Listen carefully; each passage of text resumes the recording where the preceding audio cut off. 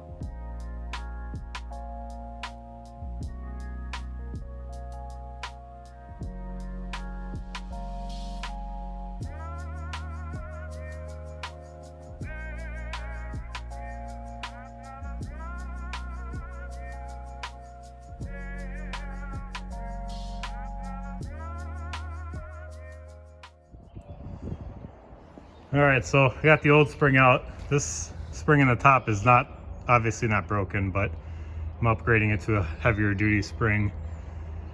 You can see this bottom spring looks a lot beefier.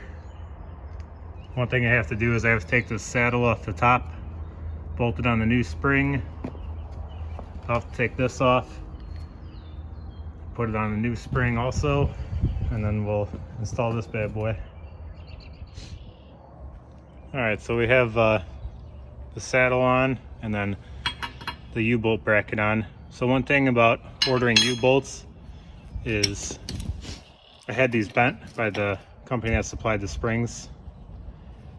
They're gonna ask you for a dimension from here to the bottom of your thread, the inside spring dimension, which is 3 inches in this case, the rod diameter, which is 5/8, and whether or not they have a round top or a flat top U-bolt. Now I had to measure, obviously, the thickness of this spring and the thickness of this spring, take the difference, and then order longer U-bolts than what I already had installed on this vehicle. So now that we have that straightened out, we're gonna try and get this back in the truck, get it bolted together. So we'll see how that goes.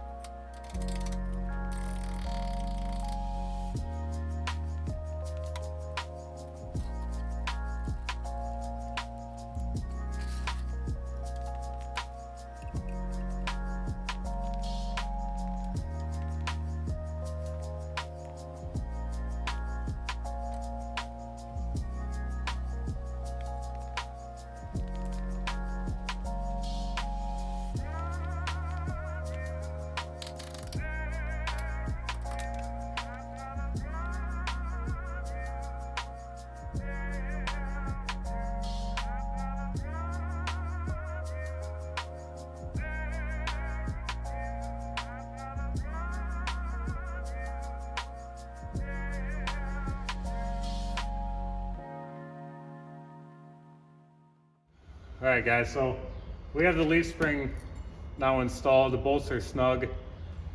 Manufacturer recommends that the U-bolts are torqued between 100 and 120 foot-pounds of torque. So I got my torque wrench here, and we're going to torque them to spec.